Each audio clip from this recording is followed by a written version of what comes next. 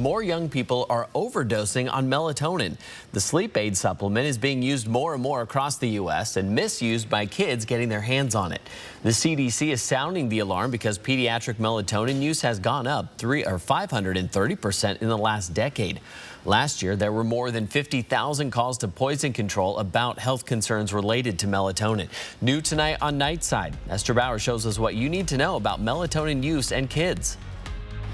The American Academy of Pediatrics says any melatonin use in kids should be directed by a pediatrician. One local physician tells me she's conservative recommending the supplement because it may not be what a child needs to help them sleep and could end up doing more harm than good. People can go buy it over the counter very readily. The sleep aid is everywhere and people are buying it. Sales in the U.S. have gone up 150% between 2016 and 2020, but you shouldn't just start your child on it without talking to their doctor. Even kid-sized doses could be too much. Most of the commercially available melatonin, the doses can be significantly higher than what perhaps we would use in a child. Heather Glenn has a young daughter. She's only used melatonin with her a couple of times. I tried to avoid giving it to her just because at such a young age, I didn't want her body to create a dependency on it and then have trouble falling asleep without it. Dr. Jennifer Kalisvaart says that's precisely why she's also careful recommending it to children. All the melatonin in the world isn't going to fix that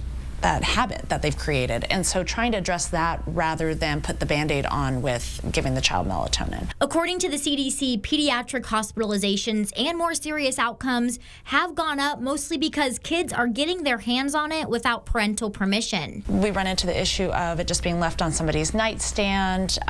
Parents leave it out thinking it's not a big issue, and then a child sees it, gets into it, and then takes too much. So much more marketed as gummy vitamins now. You can get gummy melatonin, you can get all of that.